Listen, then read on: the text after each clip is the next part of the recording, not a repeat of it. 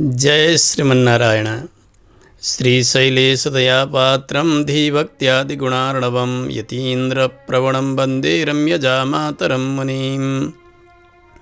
लक्ष्मीनाथसमारम्भां नाथयामुनमध्यमाम् अस्मदाचार्यपर्यन्तां वन्दे गुरुपरम्पराम्।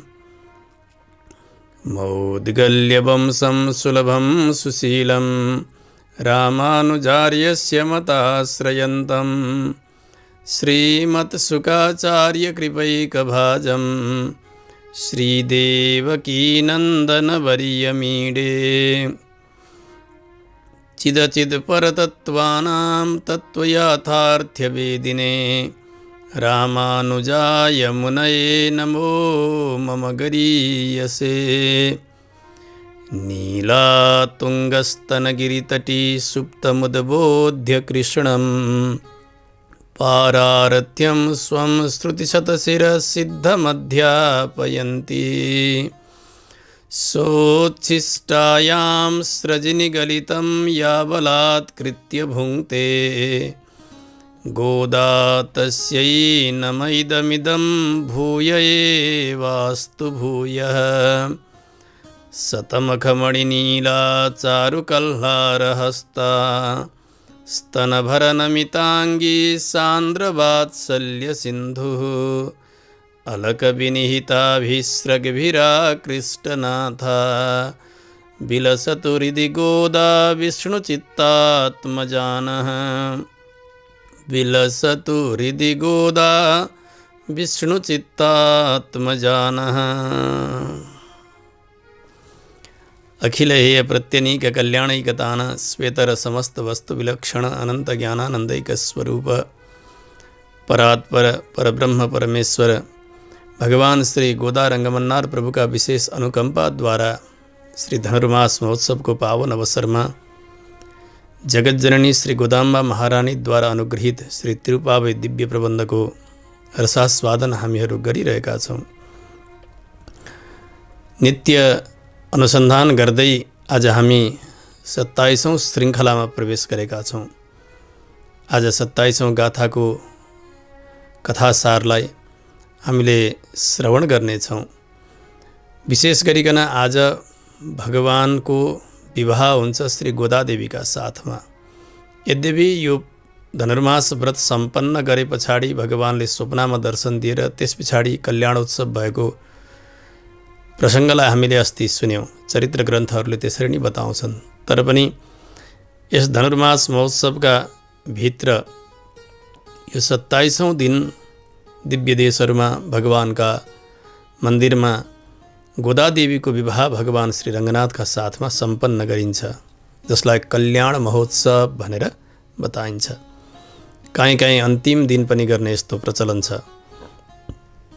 यस व्रतद्वारा भगवानलाई नै पति प्राप्त गर्नुभयो श्री गोदादेवीले। त्यसैको अनुकरण उत्सवद्वारा सम्पन्न गरिन्छ। अत्यन्त आनन्दका साथ हामी कथारसलाई पान गर्दै गर्दै आइरहेका छौं। जीवात्माको परम कर्तव्यलाई सम्झाइरहनु भएको छ श्री गोदादेवीले र भगवानलाई पनि जीव उपर कृपा गर्नका निमित्त प्रार्थना गरिरहनु भएको छ। यसरी आमाको कार्य जसरी सन्तान र आफ्ना पति उनका दुई बीच सम्बन्धलाई सुमधुर बनाउने काम आमाले गरेकी हुन्छन्, यसैगरी आमाको कृत्य श्री गोदादेवीले गर्नुभएको छ। स्वयं भगवती लक्ष्मीजी नै गोदादेवीका रूपले अवतीर्ण हुनुभयो।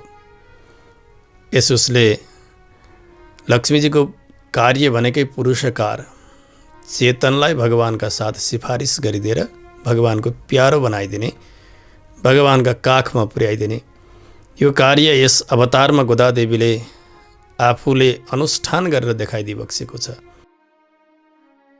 एक एक गाथाद्वारा भगवानका दिव्य मङ्गलानुशासन गर्दै शास्त्रका सम्पूर्ण रहस्यहरूलाई र स्वरूपानुरूप अनुष्ठान र चिन्तन यसलाई श्री तिरुपावई दिव्य प्रबन्धमा निबद्ध गरिदिनु भएको छ।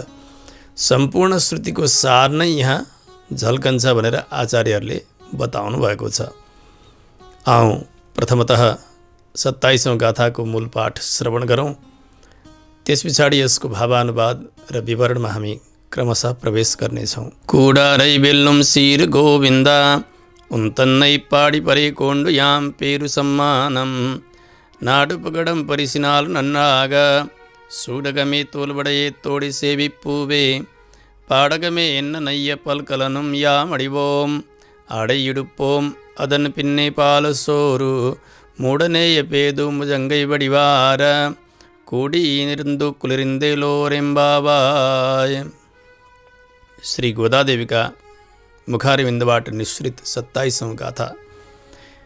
यसको भावानुवाद आचार्यले यसरी गर्नुभएको छ। विमुखजन वशीकरण विचक्षण गुणशालिन गोविन्द भवत्संकीर्तनात्मकं परमपुरुषार्थम उपलभ्य अथ च भवत्सकाशात् अस्माभिर्लब्धव्यं पारितोषिकं चाद्य प्रार्थयामहे।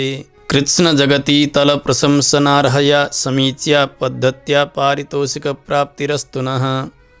करवलय केयूर कर्णभूषण कर्णपुष्प पादकटकप्रभृतीनि भूयांसि आभरणानि लभेमहि पीताम्बराणि च परिदधीमहि।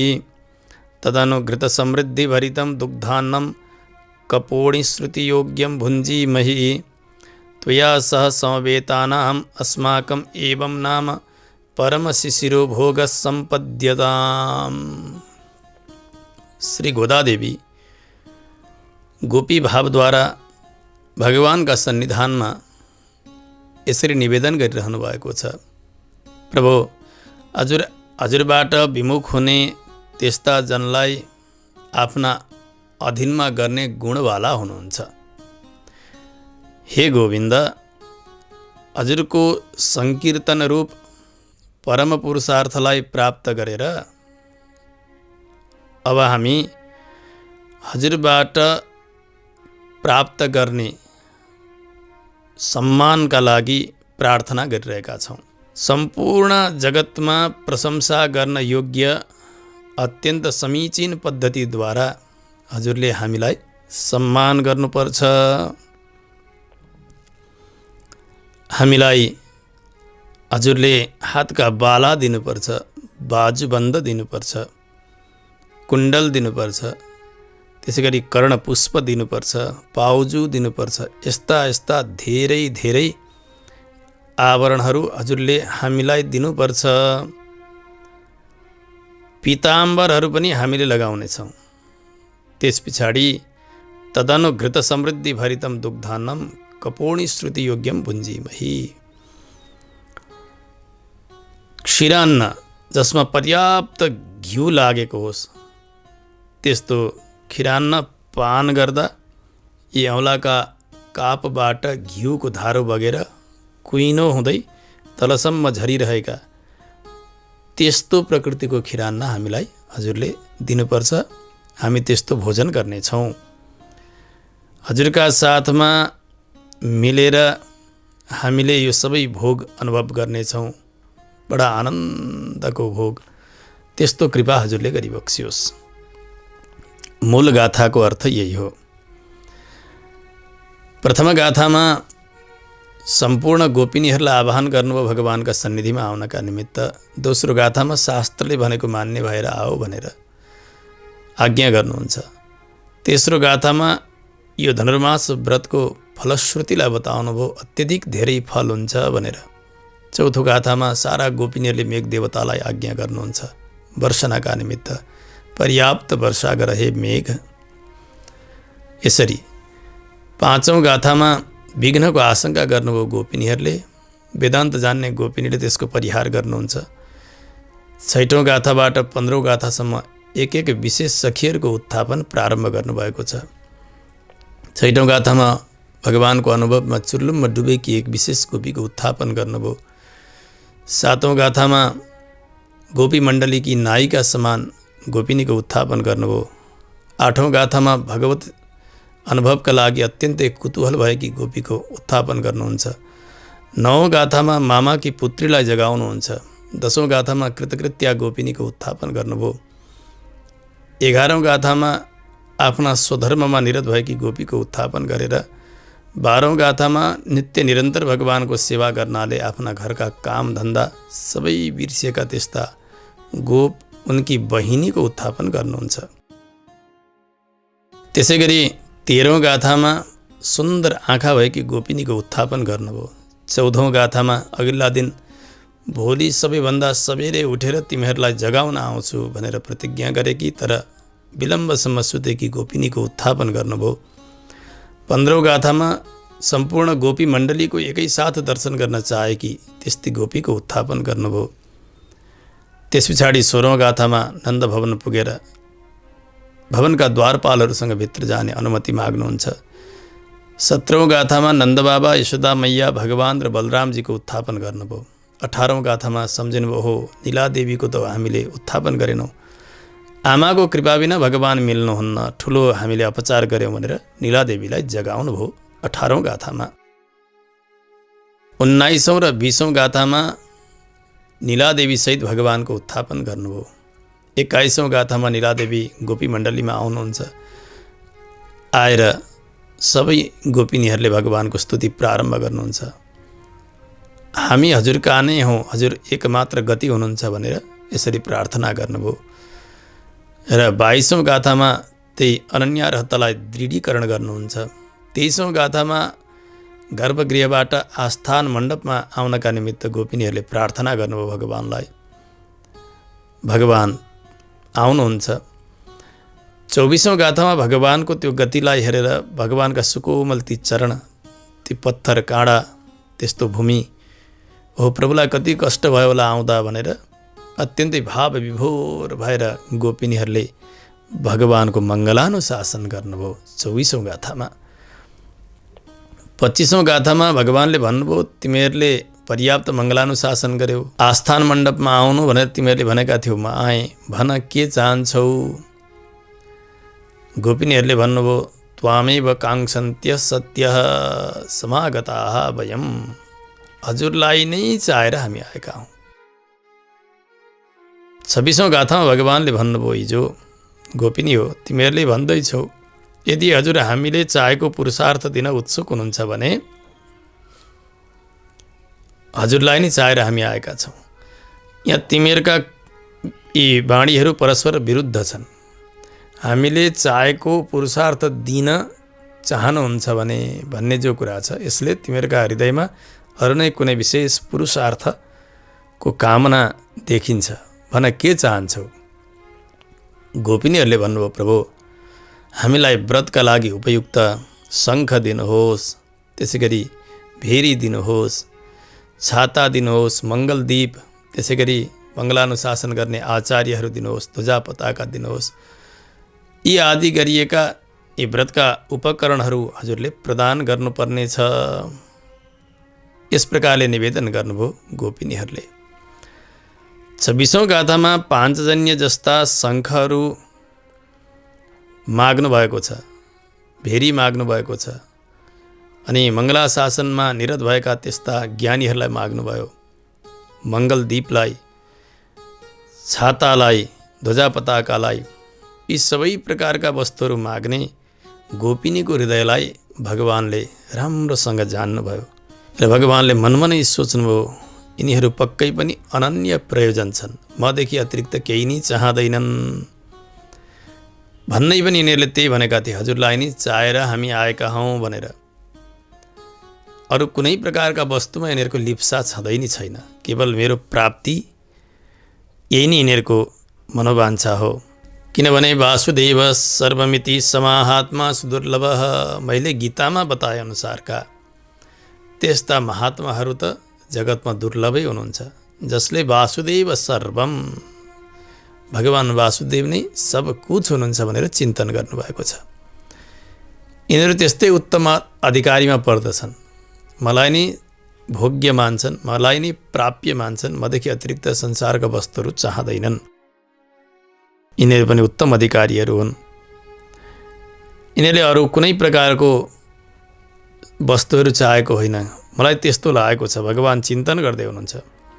पाञ्चजन्य जस्ता शङ्खहरू मागेर पनि पाञ्चजन्य बोक्नेवाला मलाई नै यिनीहरूले मागेका हुन्, किनभने पाञ्चजन्यले कहिले मेरा हातलाई छोडेर जाँदैनन् बाहिर, त्यस कारणले मलाई नै यिनीहरूले मागेका हुन्। त्यो भेरी मागे यिनीहरूले। त्यसबेला जतिखेर मैले घट नर्तन गरेँ, एउटा घडालाई आफ्ना शिरमा राखेर नृत्य गर्ने एउटा प्रक्रिया हुन्छ। प्राय गोप जातिमा यो अहिले पनि धेरै धेरै यस्ता सांस्कृतिक कार्यक्रमहरू चल्दछन्। हातले घडा नसमातिकन नाच्ने, त्यो घडा लड्दैन, त्यस प्रकारको घट नृत्य भनिन्छ त्यसलाई। भगवानले आफ्ना कम्मरमा पिताम्बरद्वारा त्यस्ता भेरीलाई बाँध्नु भएको थियो, सिउरिनु भएको थियो यहाँ हो।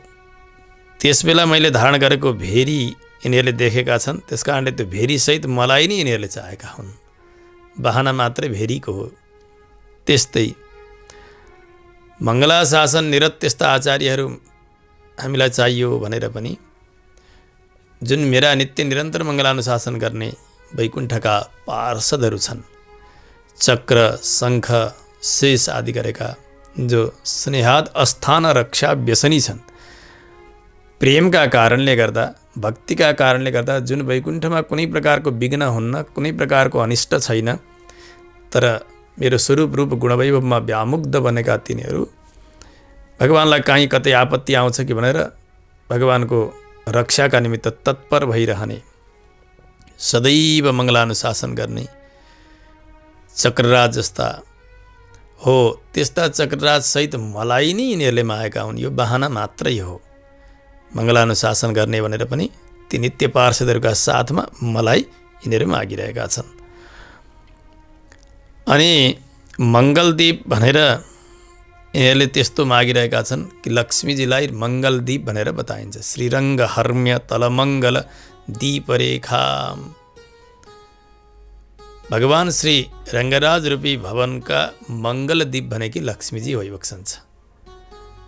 त्यस कारणले त्यस्तै दिव्य महिषी नीलादेवी छिन्। यस समयमा नीला बनेर आएकी छन्। हो, नीलासहित मलाई नै यिनीहरूले चाहिरहेका छन्।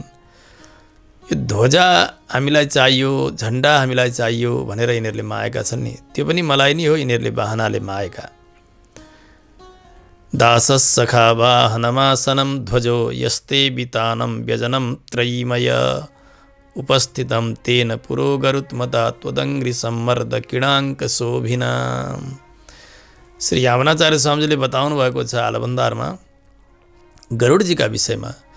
कहिले दास, कहिले सखा, कहिले वाहन, कहिले आसन, कहिले ध्वजा, कहिले छत्र इत्यादि बन्ने र सेवा गर्ने गरुडजीको लक्षण छ। त्यस कारणले यहाँनिर यिनीहरूले त्यो ध्वजा भन्ने बहाना गरेर त्यस्ता मेरा ध्वजा बन्दिनेवाला श्री गरुड सहित मलाई नै यिनीहरूले चाहिरहेका छन्। यस्तै प्रकारले छाता भनेर पनि मलाई चाहेका छन्, किनभने शेषजी आवश्यकता परेका स्थानमा छाता भनेर मेरो सेवा गरिरहनुहुन्छ। निवास शय्यासन पादुकांशुको पधान वर्षा तपवारणादिभिः शरीर भेदैस्तव शेषताङ्गतैर्यथोचितं शेषैतीरिते जनैः। भगवानलाई बस्न परेका बेलामा भवन बन्दिने, त्यसै गरी आसन बन्दिने, शयन गर्ने समयमा शय्या बन्दिने, मणिमय पादुका बन्दिने, हिँड्ने समयमा तकिया बन्दिने भगवानको। भगवानलाई घामले वर्षाले नसताओस् भन्नका लागि छाता बन्दिने, आफ्ना शरीरलाई अनेक प्रकारका उपकरण बनाएर भगवानका सेवामा लगाउने, यसो गर्नुहुन्छ श्री शेषजी। यसोसले यहाँनिर त्यो छाता भनेर पनि छाता बन्ने फणिराज श्री शेष सहित मलाई नै यिनीहरूले चाहिरहेका छन्, किनभने मलाई छोडेर शेष जानुहुन्न कहीँ पनि। गोपिनीहरूको यस्तो उत्तम भावलाई जानेर भगवानले भन्नुभयो, गोपी हो, तिमीहरूका हृदयमा अत्यन्तै परिपूर्ण भक्ति छ मेरा प्रति, मैले जानेको छु। तिमीहरूले मेरा पाञ्चजन्य शङ्ख जस्ता धेरै शङ्ख माग्यौ नि।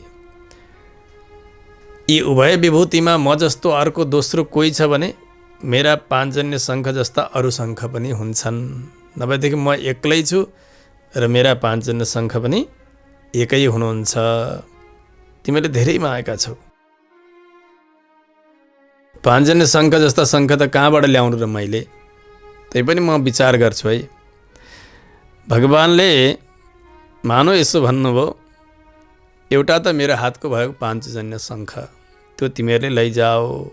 त्यसै गरी तिमीहरूले छैटौँ गाथामा गान गरेका थियौ, गरुडजीका मन्दिरबाट अथवा भगवानका मन्दिरबाट शङ्खको आवाज आइरहेको छ भनेर। हो, त्यो शङ्ख पनि तिमीहरू लिएर जाओ।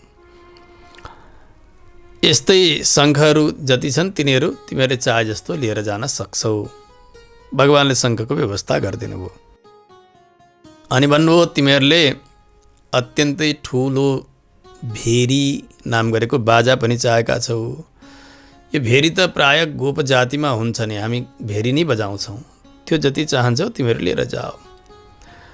अनि मङ्गलानुशासन गर्ने त्यस्ता अध्यापकहरू, गुरुहरू चाहेका छौ। मैले तिमीहरूभन्दा उत्तम मङ्गलानुशासन गर्ने अरू को खोज्नु?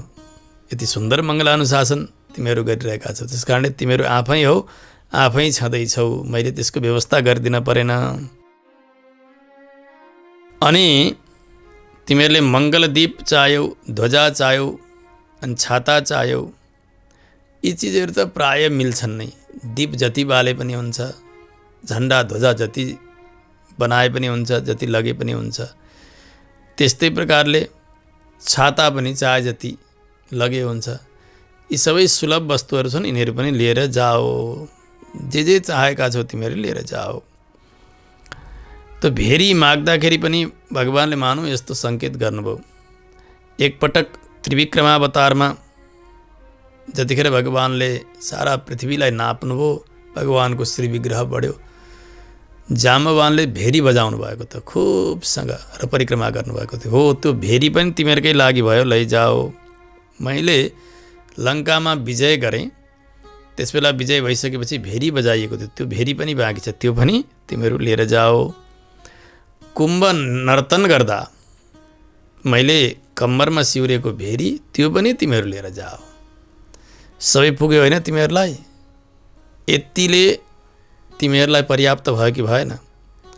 रातमा उठेर यी ठन्डीलाई पनि ख्याल नगरिकन अत्यन्तै मधुर मधुर बाणी बोल्दै बोल्दै अनि तिमीहरू आएर प्रार्थना गरिरहेका छौ। तिमीहरूको मनोरथलाई मैले अवश्य पनि पुरा गर्नुपर्छ, यो त मेरो कर्तव्य हो, म भनेर नै आएका छौ।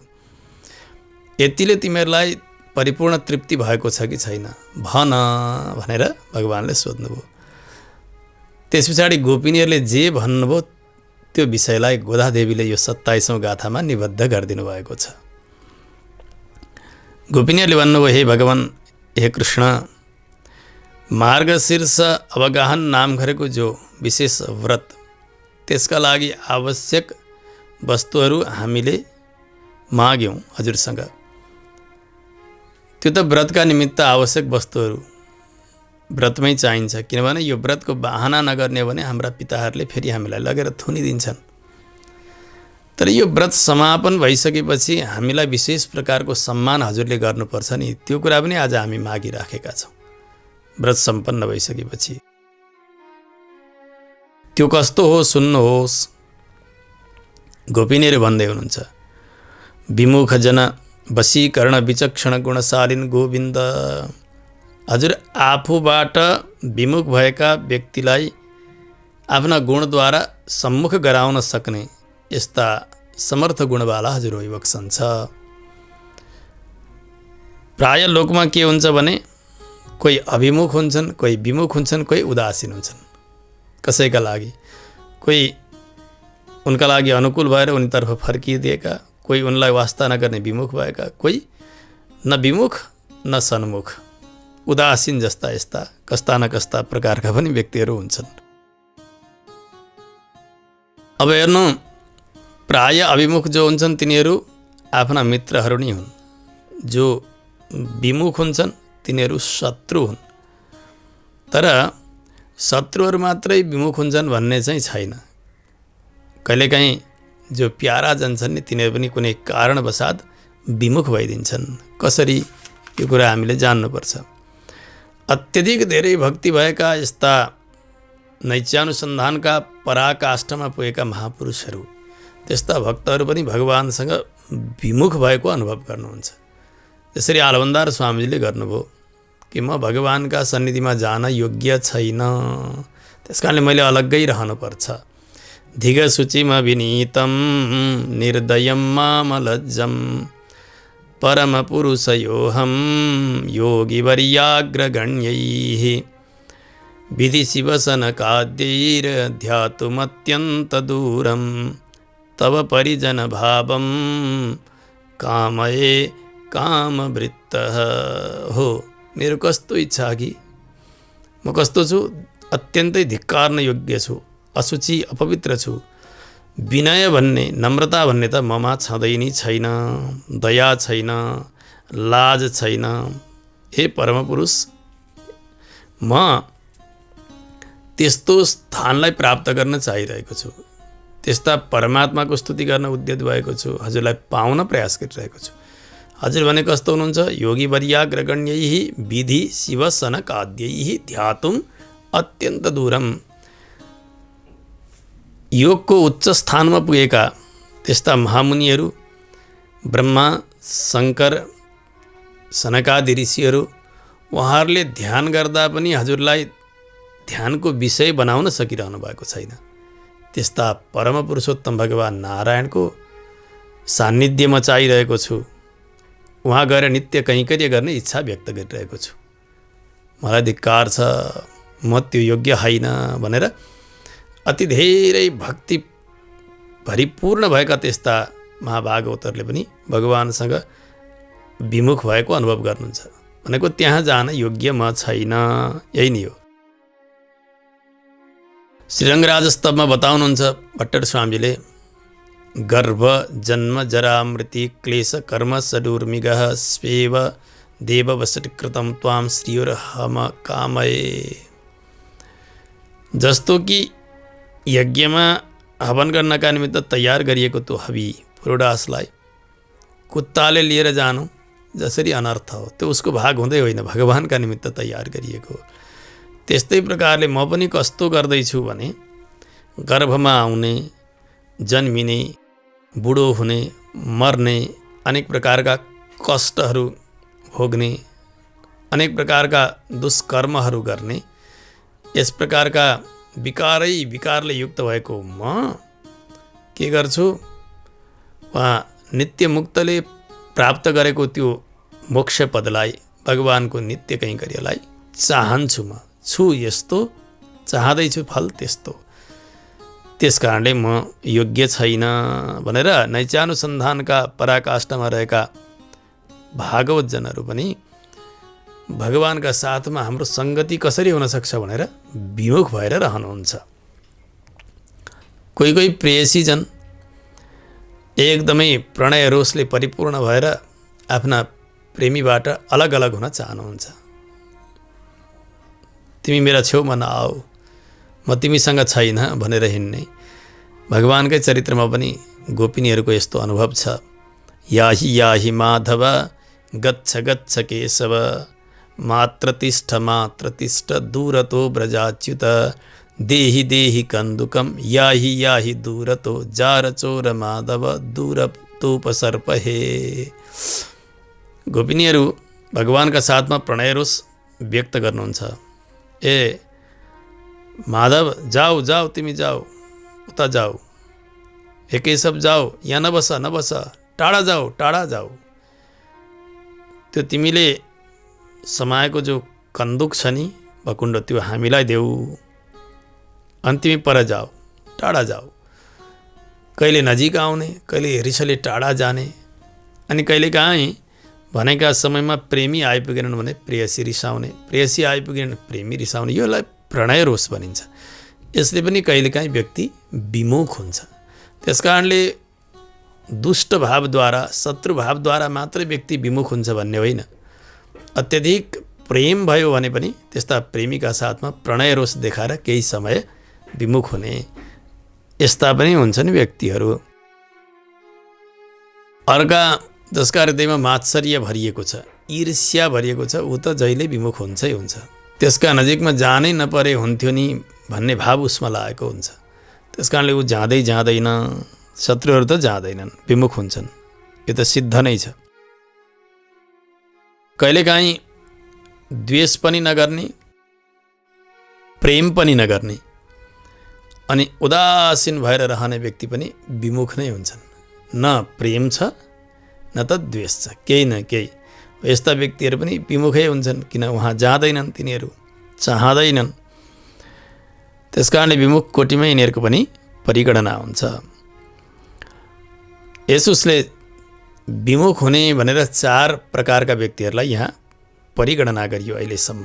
एउटा त नैत्यानुसन्धानद्वारा विमुख, हामी साह्रै तुच्छ हौँ, भगवान् त्यति उत्तम हुनुहुन्छ, भगवान्का नजिक जान म योग्य होइन भनेर विमुख हुने यस्ता महाभागवतहरू। अर्का प्रणय रोषका कारण विमुख हुने, प्रेम रोष भनिन्छ जसलाई, प्रेमभित्रको एक प्रकारको रिस, जसरी अघि बताइयो प्रेमी र प्रेयसीका बिचमा।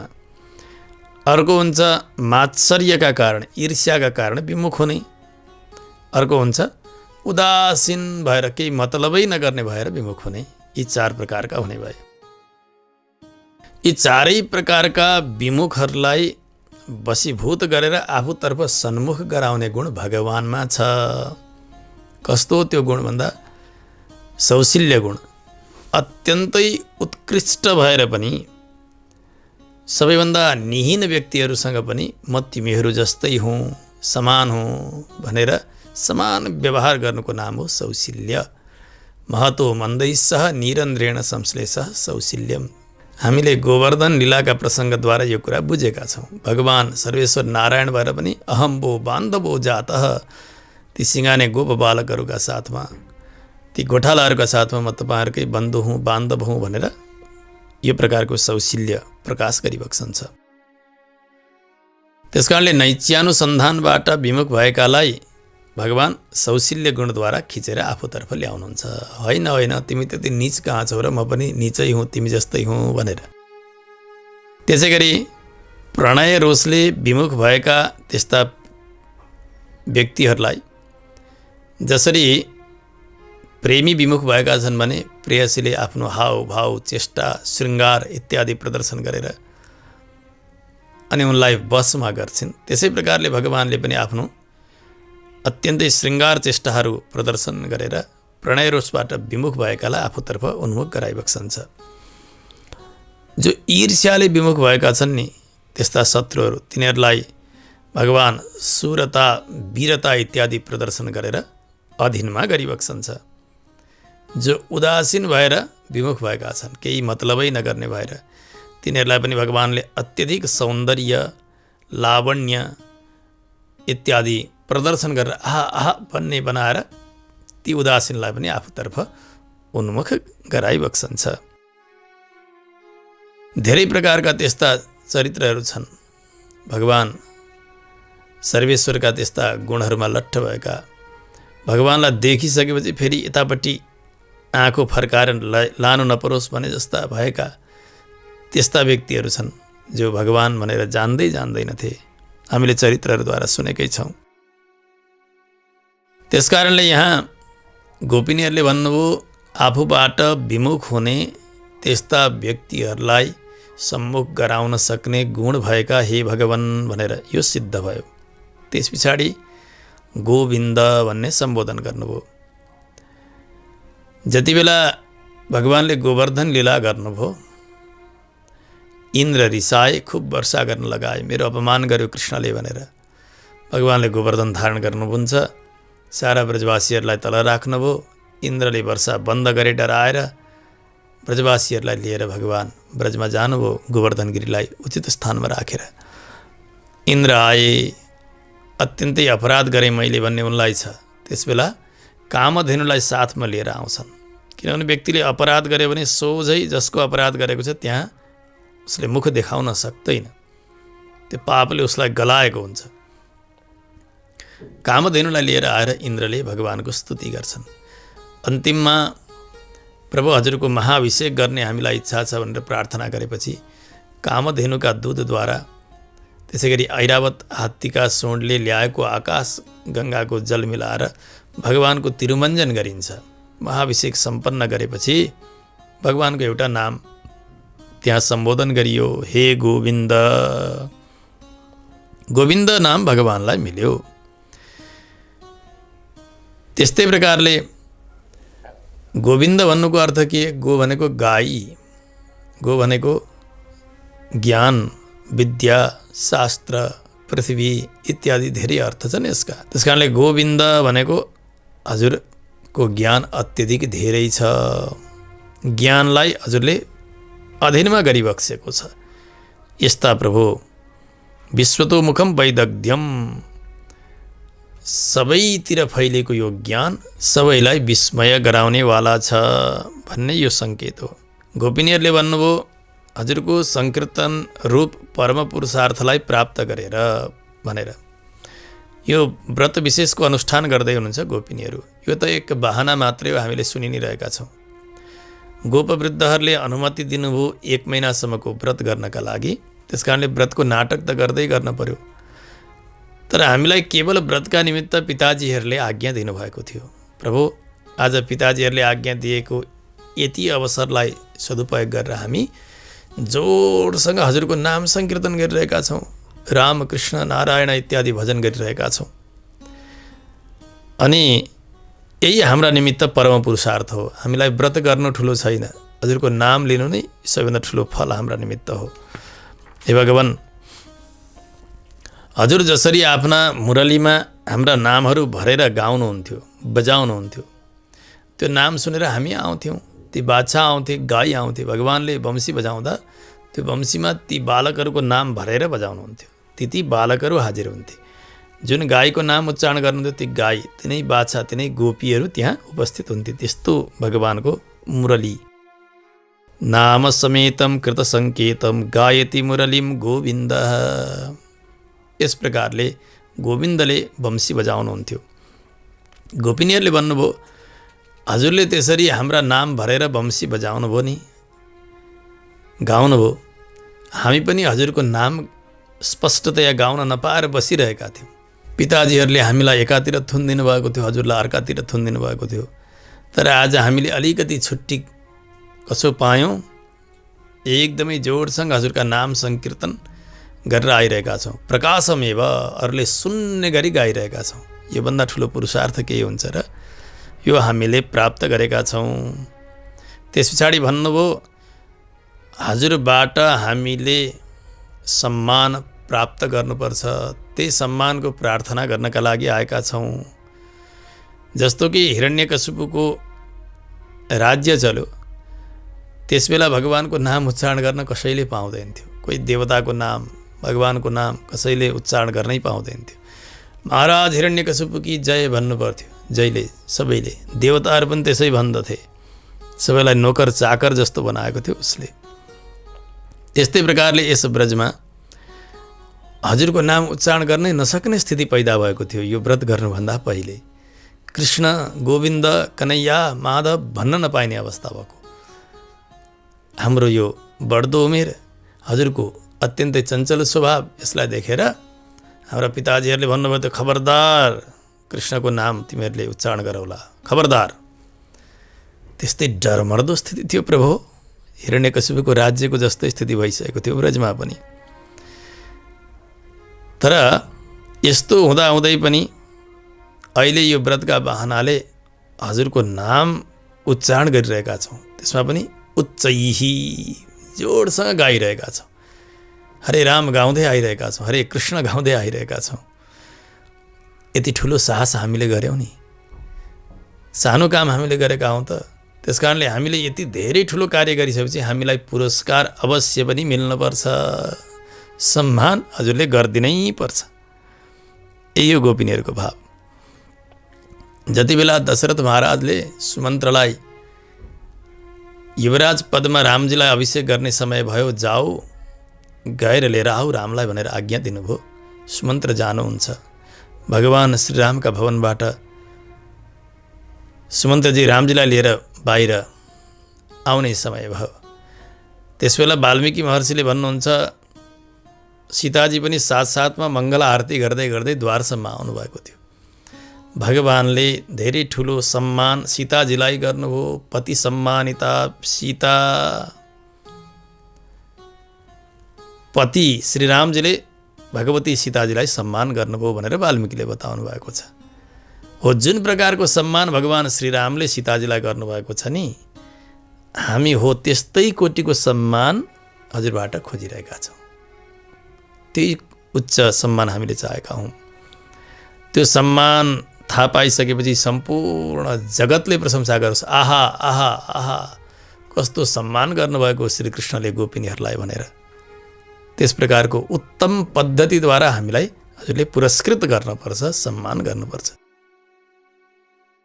ख्याति, लाभ, पूजा यी सबैबाट विमुख हुन्छन् भक्तजन।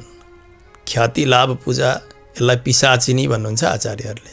जसरी पिशाचमा कुनै प्रकारको दया हुँदैन, त्यसै गरी यो ख्याति चाहने, लाभ चाहने, पूजा चाहने, यिनीहरू ख्याति, लाभ, पूजा रूपी पिशाचिनीले ग्रस्त भएका व्यक्ति पनि सकिन्छन्। चाहनु हुँदैन भक्तजनले मेरो ख्याति बढोस्, मलाई पूजा गरिदिउन् अथवा मलाई लाभ मिलोस् भनेर।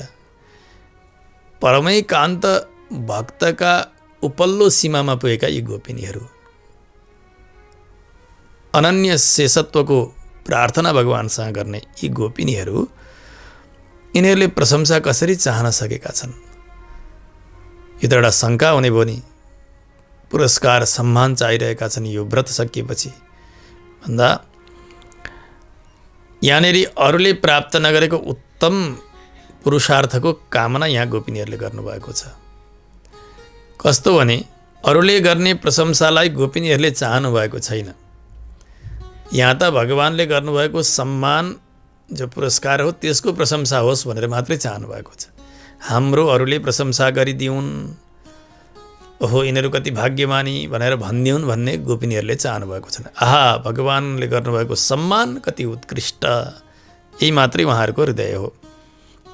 परकर्तृकया श्लाघया न किमपि प्रयोजनम आसाम ये जनाः श्लाघन्ते तेषाम् उज्जीवनं सम्पत्स्यते तदेव ह्यासां धिया परमो लाभः।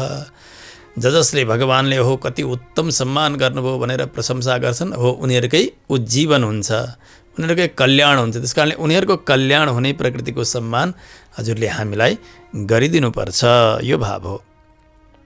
जस्तो एक समय हेर्नु, भगवान श्रीकृष्ण र पाण्डवका बिचमा प्रगाढ प्रेम थियो। एउटा यस्तो प्रसङ्ग आउँछ, एक समय भगवान सत्यभामाका साथमा हुनुहुन्थ्यो। अर्जुनजी द्रौपदीलाई लिएर भगवानका कक्षमा हुनुहुन्छ। बडा आनन्दका साथ उहाँहरू रहनु भएको छ। भगवानले भन्नुभएको थियो द्वारपाललाई, यहाँ कसैलाई भित्र प्रवेश गर्न नदिनु है भनेर। भगवानको दर्शन गर्नका निमित्त सञ्जय आउनुहुन्छ। उस समय द्वारपालले भन्नुभयो मलाई त आज्ञा छैन भित्र छोडिदिनका लागि। सञ्जयले हात जोडेर भन्नुभयो सञ्जय आएको छ भनेर भनिदिनु न। द्वारपाल भित्र गएर भगवानसँग हात जोडेर भन्छन् सञ्जय आउनुभएको छ, भित्र प्रवेश गर्न चाहनुहुन्छ, के छ हजुरको आज्ञा? भगवानले सहसा भन्नुभयो त्यस समयमा, हो परम भक्त छन् सञ्जय, त्यस कारणले उनलाई नरोकिकन यहाँभित्र प्रवेश गराइदिनु। यहाँभित्र आएर हाम्रो यो स्थितिलाई, यो गोष्ठीलाई हेरेर उनी अत्यन्तै हर्षित हुन्छन्, प्रसन्न हुन्छ उनको चित्त। त्यति मात्र होइन, यहाँबाट जान्छन् अनि गएर जसले पाण्डवसँग द्रोह गर्छन्, मसँग द्रोह गर्छन् नि, त्यस्ता कौरवहरूका सभामा गएर उनीहरूको हृदय चिरिने गरी यिनले यही सन्देश सुनाइदिन्छन्, प्रशंसाको वर्षा गरिदिन्छन्, हाम्रो प्रशंसा गरिदिन्छन् त्यहाँ। त्यस कारणले उनलाई यहाँभित्र छिट्टै पठाऊ। यसरी सञ्जयलाई भित्र प्रवेश गराउनु हो भगवानले। आएर सञ्जयले आएर यसो हेर्नुभयो, हो यति सम्मान भगवानले पाण्डवहरूलाई गर्नुभएको छ, अर्जुनजीलाई, द्रौपदीजीलाई। यो सबै देखिसक्ने बित्तिकै सञ्जय दौडेर जानुभयो। गएर दुर्योधनसँग भन्नुभयो, महाराज सुन्नुहोस्, कस्तो हो हा हन्त कृष्णार्जुन यो सख्य परिपाटी कीदृशी धाम। कस्तो मित्रता हो भगवान श्रीकृष्णको र अर्जुनको। ओहो मैले त के देखेँ, आज मेरा आँखाले देखेर आएको छु महाराज। तपाईँ त समाप्तै हुनुभयो त्यो मित्रता देखेर, मलाई त त्यस्तो लागेको छ। ओहो हेर्नु त तपाईँ कसरी रहन सक्नुहुन्छ, कथन्ते हन्त जीवनम घटिस्यते, तपाईँ बाँच्नुहुन्छ कसरी? यदि प्रगाढ प्रेम, यो मैत्री भगवान श्रीकृष्णका साथ वा पाण्डवहरूको अत्यधिक जो सम्मान हो त्यो सम्मान भगवान अर्जुनलाई दिइरहनु भएको छ। ओहो कस्तो प्रेम हो भनेर दुर्योधनको हृदय चिरिने गरी गएर यो सन्देश सञ्जयले सुनाइदिनु भयो। किनभने जसका हृदयमा ईर्ष्या भरिएको छ, जसको अवन्नति चाहेको छ व्यक्तिले, उसको उत्कर्षका विषयमा फेरि सुन्नु पर्यो भने उसलाई त्यो तलवार प्रहार गरे जस्तो हुन्छ, बाण हाने जस्तो हुन्छ उसका हृदयमा। यस्तो भयो। यहाँ गोपिनीहरूको पनि भाव यही हो कि हाम्रो सम्मान, हामीलाई सम्मान यी आदिमा हाम्रो तात्पर्य छैन। हजुरले गरिबक्सेको जो सम्मान हुन्छ नि, त्यो सम्मानले गर्दा हजुरसँग जल्ने जति छन् र हजुरका भक्तसँग जल्ने छन् नि, तिनीहरूका हृदयमा यसै गरी बाण प्रहार भए जस्तो होस्। अनि भक्तहरूले प्रशंसा यति गरिदिउन् कि त्यो प्रशंसा तिनीहरूले सुन्दै नसकुन्। आहा आहा, गोपिनीहरूलाई कस्तो सम्मान गर्नुभएको भगवानले। भक्तहरू भन्दै जाउन्, दुष्टहरूको हृदय जल्दै जाओस्, त्यस प्रकारको सम्मान हामीलाई हजुरले गरिदिन पर्दछ। भगवान श्री रामचन्द्रको राज्याभिषेकका अवसरमा सम्पूर्ण भक्तहरूलाई भगवानले सम्मान गर्नुभयो। हामीले हिजो पनि संक्षेपमा श्रवण गऱ्यौँ। धेरै प्रकारको, कसैलाई केही दिनुहुन्छ, कसैलाई कुनै रत्न दिनुहुन्छ। सम्मान गर्दै गर्दै समय बित्दै गयो। हनुमानजी एक कोणमा यसो हात जोडेर बस्नुभएको छ। हनुमानजीतर्फ भगवान हेर्दा पनि हेर्नुहुन्न, कुनै सम्मान पनि गर्नुहुन्न। सीताजीलाई खटपट भइसक्यो। त्यस सभाका सभासदहरू पनि सबै चकित भइरहेका छन्। हो, हनुमानलाई कसरी भगवानले आज बिर्सिरहनु भएको छ। जो इन्द्रले भगवानलाई दिनुभएको हार थियो, त्यो मणिमय हार, भगवानले त्यो हार उठाएर सीताजीलाई लगाइदिनु भयो, प्रदान गर्नुभयो। त्यस पछाडि सीताजीलाई भन्नुभयो, सीता तिमी जोसँग अत्यन्तै सन्तुष्ट छौ, जोसँग प्रसन्न छौ, हो त्यस्तालाई तिमीले यो हार देऊ। अब सीताजी त्यो हार आफ्ना गलाबाट उठाउनुहुन्छ। अवैक्षत हरिन् सर्वान् भर्तारञ्च मुहुर्मुहुः। ती सारा वानरी सेनाहरूलाई यसो हेर्नुहुन्छ अनि आफ्ना पतिदेव भगवान श्रीरामका मुखमा पनि यसो हेर्नुहुन्छ। अब कसलाई लगाइदिने। भगवानले फेरि जोडेर भन्नुभयो, प्रदेहि सुभगे हारम यस्य तुष्टासि भामिनी पौरुषम विक्रमो बुद्धिरे यस्मिन् एतानि नित्यसः। तिमी जोसँग अत्यन्तै प्रसन्न छेउ नि जानकी, हो उनीलाई यो हार लगाइदेऊ तिमीले, जसमा पुरुषार्थ पनि धेरै छ, पराक्रम धेरै छ र बुद्धि पनि अत्यधिक छ। त्यस्ता विशिष्ट व्यक्तिलाई तिमीले यो हार लगाइदेऊ। यो सुन्ने बित्तिकै सीताजीले भगवानको हृदय जान्नुभयो, सम्झिनुभयो, हो हनुमानजी नहुनु भएको भए यो लङ्का भगवान जाने अनि मेरो उद्धार हुने यी कुनै पनि उपक्रमहरू बन्दैन थिए। त्यस कारणले यो सबै श्रेय भनेको मारुतिनन्दन हनुमानजीलाई नै जान्छ। सीताजी हनुमानजीसँगै अत्यधिक प्रसन्न हुनुभएको छ। त्यस कारणले त्यो हार सीताजीले हनुमानजीका गलामा लगाइदिनुहुन्छ। वाल्मीकि महर्षिले बताउनुहुन्छ रामायणजीमा, ददौ सा वायुपुत्राय तम हारम असिते क्षण हनुमान तेन हारेण सुशुभे वानर रसवः।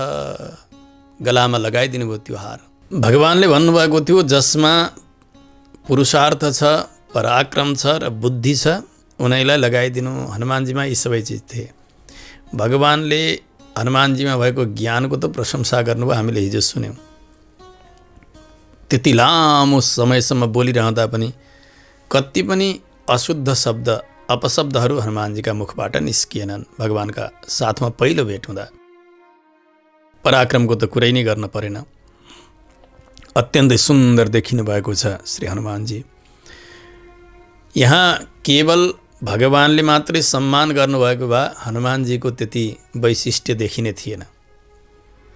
भगवानका आज्ञाले जानकीजीले, माताजीले हनुमानजीलाई सम्मान गर्नुभयो। यहाँ दुवै दम्पतिको सहभागिता छ यो सम्मानमा। भगवान र सीताजी दुवैद्वारा सम्मान प्राप्त गर्नुभयो हनुमानजीले। अरू सबैले त भगवानका हातबाट सम्मान मात्रै पाउनु भएको थियो। त्यस कारणले त्यो जगतमा अत्यन्तै प्रशंसित सम्मान भयो। गोपिनीहरूले भन्नुभयो त्यस्तै प्रकारले हजुरले पनि नीलादेवीले शहीद भएर हामीलाई त्यसै प्रकारको सम्मान गर्नुपर्छ जुन सम्मान हनुमानले प्राप्त गर्नुभयो। भगवानले यो सुनेर भन्नुभयो हे गोपिनी हो म त्यसै गर्नेछु, तर तिमीहरूले चाहेको पारितोषिक सम्मान कुन प्रकारको हो के नामको त्यो त मैले जानेको छैन नि, निसङ्कोच बताओ त के चाहेका हो, मेरो शक्ति भएसम्म म तिमीहरूलाई त्यो सम्मान प्रदान गर्छु। त्यस पछाडि गोपिनीहरूले भगवानका सन्निधिमा आफूलाई चाहिएको सम्मान व्यक्त गर्दै हुनुहुन्छ। करबलय केयूर कर्णभूषण कर्णपुष्प पादकटक प्रभृतिनी भूयांसी आभरणानि लभेमहि। हामीलाई हजुरले यहाँ हातमा बाला दिनुपर्छ, यहाँ बाजुबन्द पनि लगाइदिनुपर्छ, अनि कुण्डल दिनुपर्छ, कानमाथि लगाउने कर्णपुष्प दिनुपर्छ, पाउजु दिनुपर्छ, यस्ता धेरै धेरै आभरणहरू हजुरले हामीलाई दिनुपर्छ। जति बेला जनकजीले कन्यादान गर्नुभयो श्री सीताजीको रामजीका साथमा, त्यस बेला भन्नुभएको थियो इयं सीता मम सुता सह धर्मचरी तव प्रतीच्छ चैनाम भद्रन्ते पाणिम गृह्णीस्व पाणिना।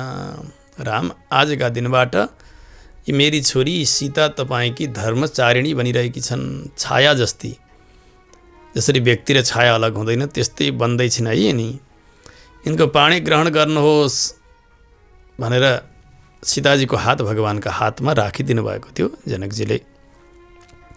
गोपिनीहरूको यस्तो अभिप्राय हो, पाणी ग्रहणद्वारा नै सम्बन्ध सुमधुर बन्दछ, पति र पत्नी हुन्छन्। गोपिनीहरू पनि भगवानलाई पति रूपले चाहँदै हुनुहुन्छ। कात्यायनी देवीसँग व्रत गर्दा श्रीमद् भागवतमा पनि आउँछ यो प्रसङ्ग, हामीलाई नन्दका पुत्र श्रीकृष्णलाई हाम्रा पति बनाइदिनुहोस् हे कात्यायनी महामाया भनेर प्रार्थना गरेका छन्। त्यसकारणले भगवानका साथमा सम्बन्ध हुनु पर्यो। पाणी ग्रहण भइसकेपछि त्यो सम्बन्धको अङ्कुर प्रारम्भ हुन्छ। हामी त्यस्तै बनाउँ, त्यो बाला मिलोस् हामीलाई भनेको भगवानका साथमा हाम्रो पाणी ग्रहण भगवानले गरिदिबक्सियोस् अथवा भगवानसँग हाम्रो सम्बन्ध जोडियोस्, यो अर्थ हो। अनि जुन हात भगवानका हातमा राखिँदैछ, कन्यादान हुँदैछ भने त्यो हात रित्तो छ भने त्यो शोभा हुँदैन। त्यो दुलाईको हात झरझट्ट गहनाले युक्त भएको हुनुपर्छ, बाला हुनु पर्यो, सुन्दर सुनका बाला हो। त्यस कारण त्यो हात सजिनु पर्यो, यो अभिप्राय हो गोपिनीहरूको। त्यस्तै प्रकारले अर्को विवाह पश्चात जब आलिङ्गन दुई प्रेमी प्रेयसीका बिचमा दम्पतिका बिचमा हुन्छ, त्यसबेला यदि यहाँको हातको जो करबलय यो श्रृङ्गार छैन भने त्यो पनि त्यति राम्रो हुँदैन। त्यस कारणले त्यसबेलाका लागि यो केयुर भनिन्छ, यसलाई बाजुबन्द भनिन्छ हो। त्यो बाजुबन्दको अपेक्षा हजुरका साथमा नित्य संश्लेषका लागि यो जान्नु पर्यो।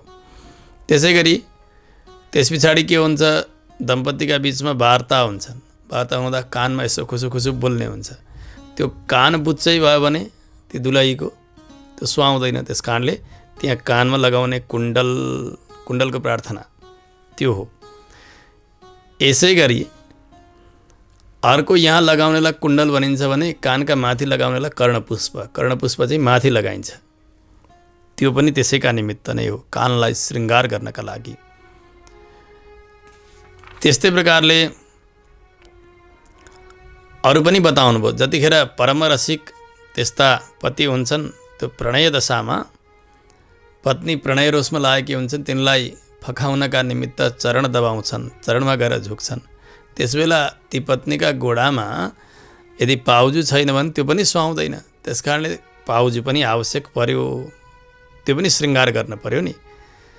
यी आदि शब्दले शरीरमा आवश्यक पर्ने सम्पूर्ण अवयवहरू, जसरी एक प्रेमी र प्रेयसी अथवा दम्पतिका बिचमा ती पत्नी ती स्त्री अत्यन्तै श्रृङ्गारले युक्त भएकी छिन् भने ती पतिकी प्यारी हुन्छन्।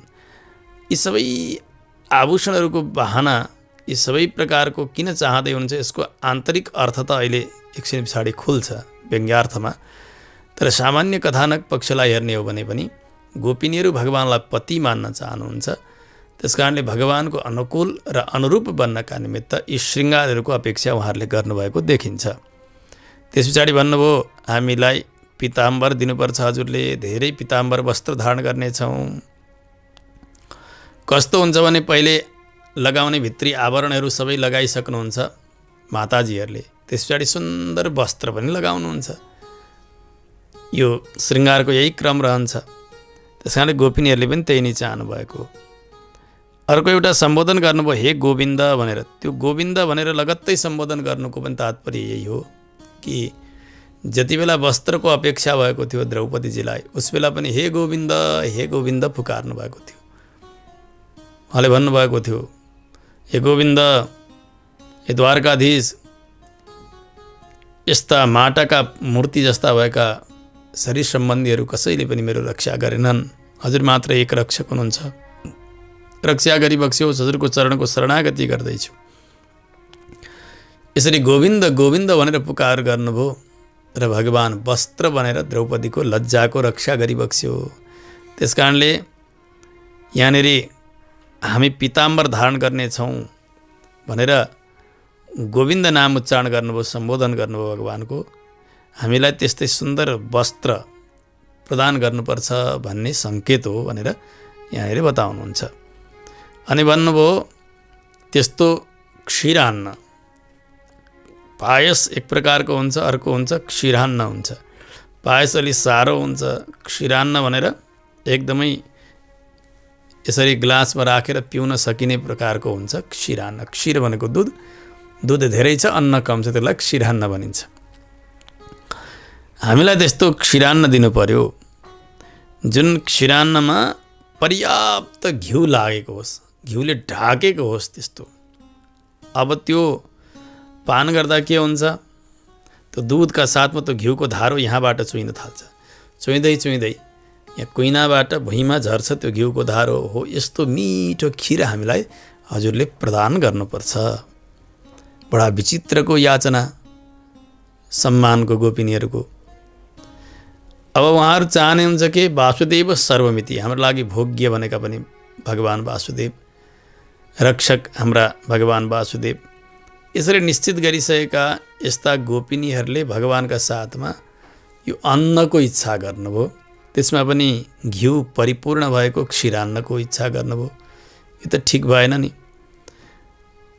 पहिले व्रतका प्रारम्भमा हामीले दुध पिउने छैनौँ, घिउ खाने छैनौँ, पुष्प धारण गर्ने छैनौँ इत्यादि व्रतको नियमहरू बताउनु भएको थियो। यसको रहस्य के हो भने व्रतको अवधिभरि 1 महिनासम्म दुध नपिएपछि, घिउ नपिएपछि शरीर यहाँहरूको पातलो दुब्लो भएको छ, बालिका नै हुनुहुन्छ।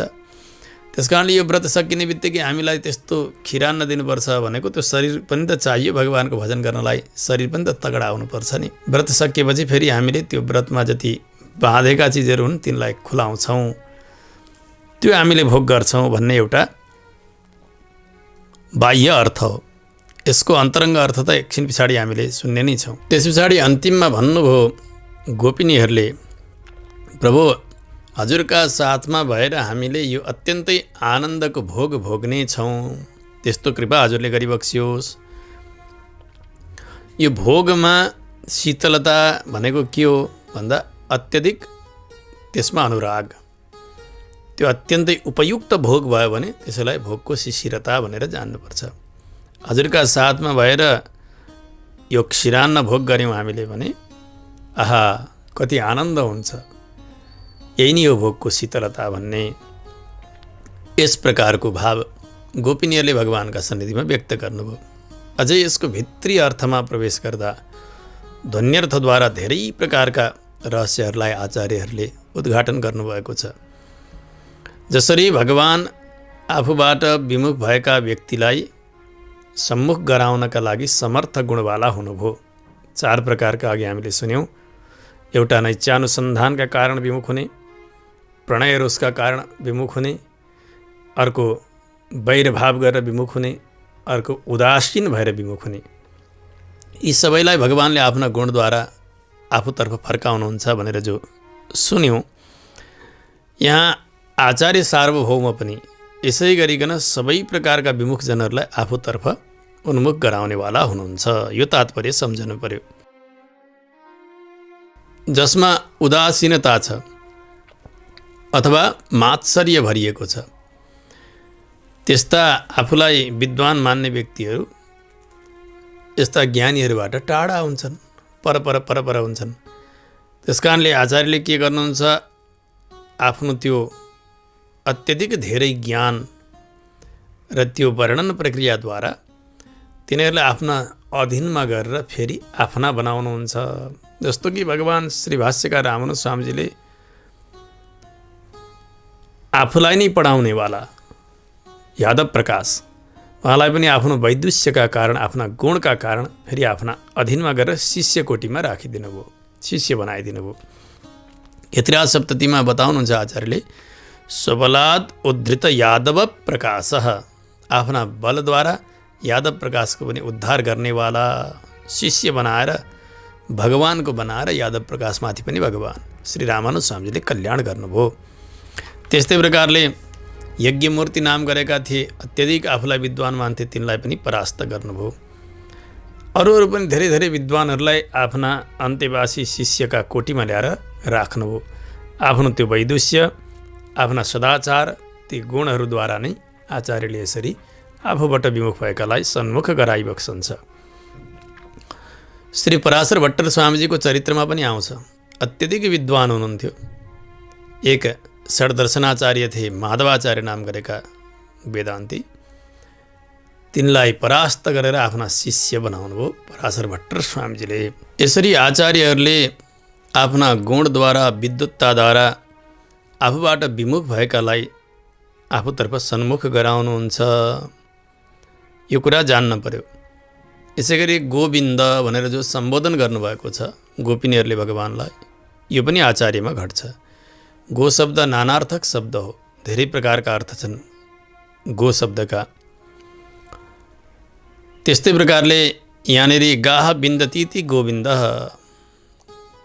गाईलाई प्राप्त गर्ने, गाईसँग रमाउने, यस्ता भगवानलाई गोविन्द भनियो। यहाँ गो शब्द भन्नाले या ज्ञानवाची शब्द। पूर्वाचार्यहरू आलवार आचार्यका दिव्य सूक्तिहरूलाई जान्नुभएको छ रामानुज स्वामीजीले। आचार्य सार्वभौमले सारा आलवारहरूका सूक्तिलाई जान्नुभएको छ।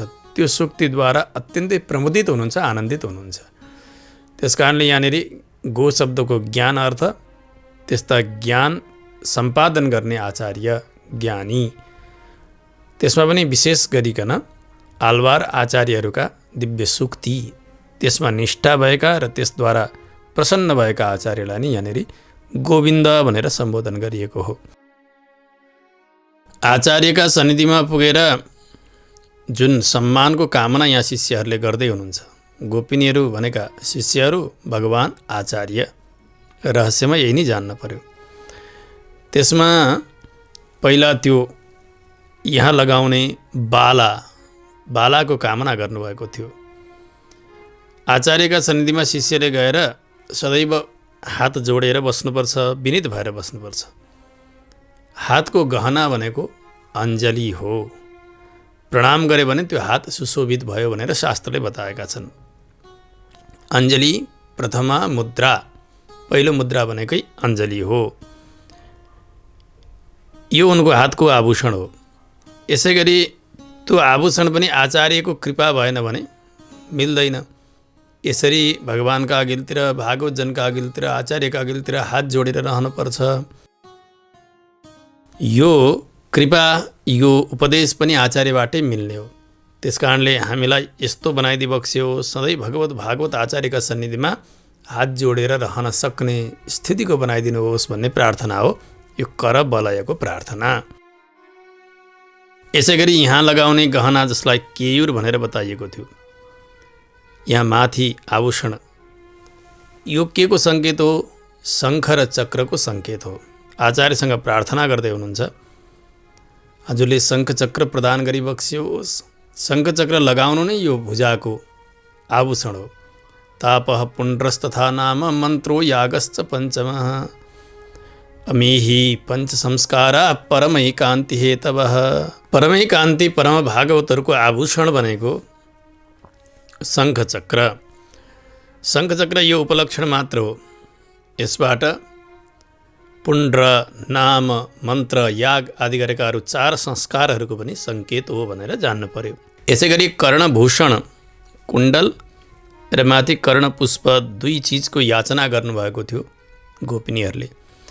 शिष्यले पनि आचार्यका सन्निधिमा 2 चिज कानका आभूषणका रूपले कामना गर्नुहुन्छ।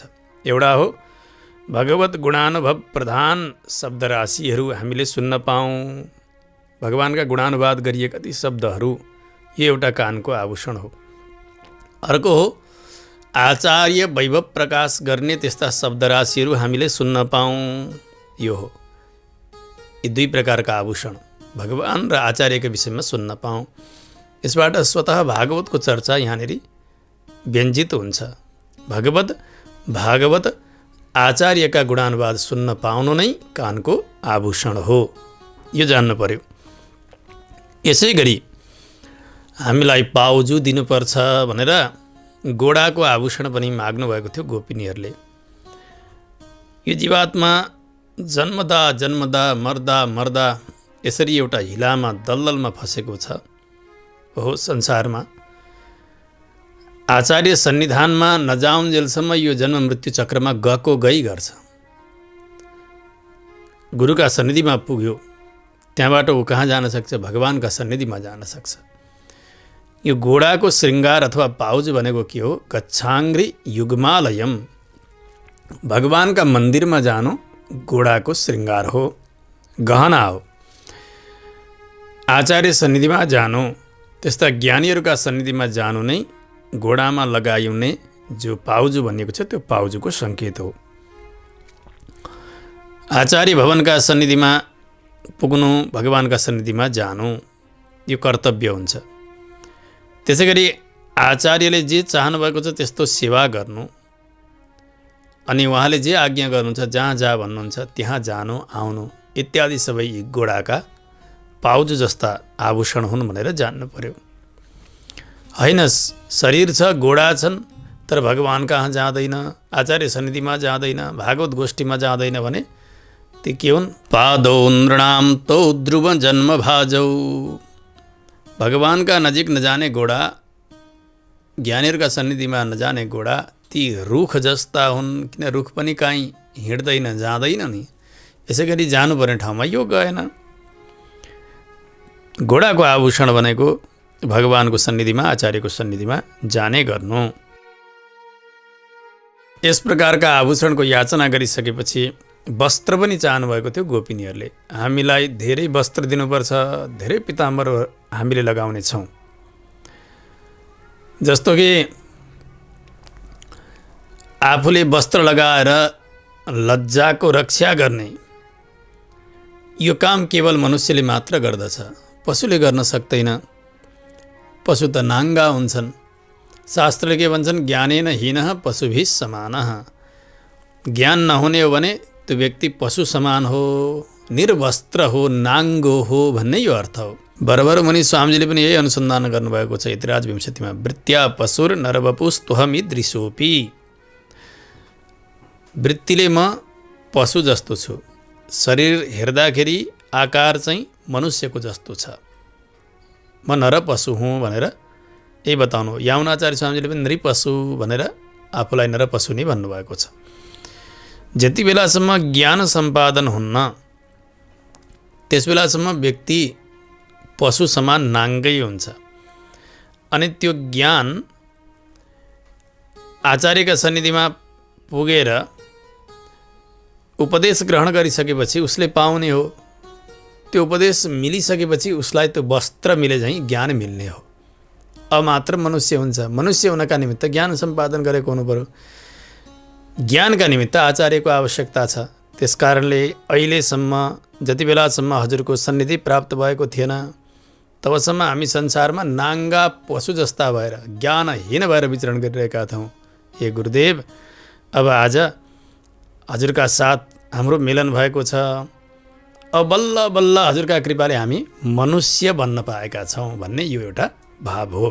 त्यस पछाडि अन्तिममा भन्नुभयो, घिउले परिपूर्ण भएको खिरान्न हामीले भोग लगाउँछौँ र त्यो घिउको धार भने कुइनाबाट नटुटिकन भुइँमा झर्दछ। त्यस्तो मिठो खिरान्न हामीलाई दिबक्स्योस्, हजुरका साथमा भएर हामीले त्यो भोग गर्नेछौँ भनेर उपनिषद्ले बताउनुहुन्छ। सोऽश्नुते सर्वान् कामान् सह ब्रह्मणा विपश्चितेति।